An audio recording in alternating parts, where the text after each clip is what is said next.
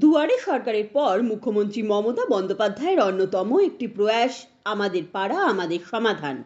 চলতি বছরের 2রা আগস্ট থেকে শুরু হয়েছে এই প্রকল্প। এই প্রকল্পটি মূলত পাড়াভিত্তিক সমস্যা সমাধানের লক্ষ্যে শুরু করা হয়েছে। এখন রাজ্য জুড়ে চলছে আমাদের পাড়া আমাদের সমাধান কর্মসূচি। মুখ্যমন্ত্রী মমতা বন্দ্যোপাধ্যায়ের অনুপ্রেরণায় ও ডায়মন্ড হারবার লোকসভা কেন্দ্রের সাংসদ অভিষেক ব্যানার্জির নেতৃত্বে মহেশতলা 34 নম্বর ওয়ার্ডে নুঙ্গি শ্মশানকালী মন্দিরের পাশে আমাদের পাড়া আমাদের সমাধান মেগা ক্যাম্প অনুষ্ঠিত হলো। মহেশতলা 34 নম্বর ওয়ার্ড পুরপিতা গোপাল সাহার উদ্যোগে ও হাত ধরে আমাদের পাড়া আমাদের সমাধান মেগা শিবিরে উপস্থিত ছিলেন এসডিও তমঘ্ন কর, ডিএমডিসি লীনা চক্রবর্তী, ছিলেন মহেশতলা পৌরসভার পৌরপ্রধান আবু তালেব মোল্লা, 17 নম্বর ওয়ার্ডের পুরপিতা শুভাশিস দাস, মহেশতলা থানার আইসি তাপস সিংহ, বাবুল সর্দার, আতিবার রহমান মোল্লা সহ অন্যান্যরা।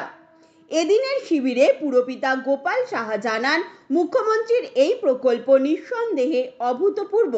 পাশাপাশি তিনি আরও জানান, রাস্তাঘাট ও নিকাশি ব্যবস্থা সহ 2026 সালের মধ্যে 34 নম্বর ওয়ার্ডের প্রতিটি বাড়িতে বিশুদ্ধ পানীয় জলের সংযোগ করে তাদেরকে পানীয় জলের সুব্যবস্থা দেওয়া হবে। দেখুন, আমাদের মহকুমা শাসক এসেছিলেন, এসডিও সাহেব, আমাদের ডিএমডিসি ম্যাডাম ছিলেন, আমাদের আইসি মহেশতলা ছিলেন, আরও আমাদের সমস্ত পৌরসভার অনেক কাউন্সিলর, সিআইসি, আমাদের ভাইস চেয়ারম্যান ছিলেন, আমাদের ইও সাহেব ছিলেন। তো আজকে মেনলি যে কাজগুলো আমরা অনেক করেছি, কিন্তু অনেক কাজ মানুষের মনে হচ্ছে আমার বাড়ির এখান থেকে একটা ট্রেন গেলে ভালো হতো, আরেকটু আমার রাস্তাটা যদি বাড়তেও ভালো হতো। সেইগুলোই মানুষ যাতে সরাসরি সরকারের কাছে তার আবেদন জানাতে পারে, এই পাড়ায় সমাধান মাধ্যমে সেটা আজকে মানুষ তার যে দাবি দাবাগুলো তুলে ধরেছে। সাংসদ যে রাস্তার উন্নয়নের জন্য যে আর্থিক তহবিল দিয়েছেন, পাশাপাশি যে মহেশতলায় যে 34 নম্বর ওয়ার্ড থেকে শুরু করে বাকি যে ওয়ার্ডগুলোতে এত সুন্দর পরিষেবার জল আলো রাস্তা, সেটা সাধারণ মানুষ উপকৃত হচ্ছে। আগামী ভোট ব্যাংকে 2026-এ ভোট ব্যাংকে কতটা ফলপ্রসূ হবে? দেখুন, আমরা তো শুধু ভোটের জন্য তো উন্নয়ন করলে হবে না। আমরা এখন মহেশতলা মানুষের যে জীবনযাত্রায় যাতে মান উন্নয়ন করতে পারি, সেটাই আমাদের লক্ষ্য। ভোট যেখানে ভোট দেয় না সেখানে কি রাস্তা হবে না, এটা তো বলা যাবে না। আমরা যেভাবে মহেশতলা পৌরসভাকে এগিয়ে নিয়ে যাচ্ছি, আগামী দিন আমরা প্রায় 51,000 কানেকশান মহেশতলার বাড়ি বাড়িতে, যাতে কোনো মহিলাকে পাড়ার রাস্তায় যাতে জল না নিয়ে যেতে হয়, তার জন্য কিন্তু আমরা অক্টোবর মাস থেকেই কাজ শুরু করব। আমরা প্রায় মহেশতলা পৌরসভার 51,000 বাড়িতে জল পৌঁছে দেবো। অলরেডি আমরা আগে 30,000 বাড়িতে পৌঁছে দিয়েছি, আরও 51,000 যে রেস্ট অফ দ্য হাউস বাকি আছে, সেগুলো আমাদের সাংসদের সহযোগিতায় যেভাবে সাংসদ ফলো আপ রেখে সেই কাজটাকে দ্রুততার সঙ্গে করেছেন।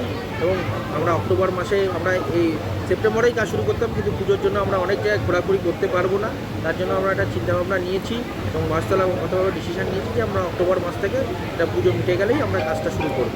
34 নম্বরে কী ধরনের সমস্যা দেখছেন? সাধারণ মানুষ কী ধরনের সমস্যার সম্মুখীন হচ্ছে, কী বলছে? দেখুন, মানুষের এখন আমাদের মহেশতলায় একটু আমরা পিছিয়ে আছি নিকাশি ব্যবস্থার উপরে। মাননীয় সাংসদ এবং মহেশতলা পৌরসভা, হচ্ছে চেয়ারম্যান সাহেব, সবাই এটার উপরে জোর দিয়েছেন যে মহেশতলার নিকাশিকে কীভাবে আরও উন্নত করা যায়।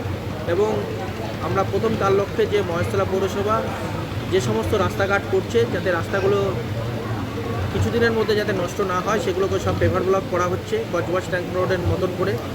এবং যে পাড়ার রাস্তাগুলোতেও আগামী দিন আমরা পেভার ব্লক করছি। একটা রাস্তা আমাদের চালুও হয়েছে।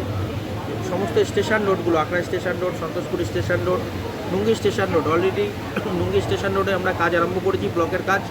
আকরা স্টেশন রোডে আমরা চালু করেছি, ডাকঘর মুখ থেকে একদম রবীন্দ্রনগর থানা পর্যন্ত, এবং 13, 14, 15 বিস্তীর্ণ জায়গায় ব্লকের রাস্তা আমরা শুরু করে দিয়েছি। Bureau report, IGN Bangla, Kolkata.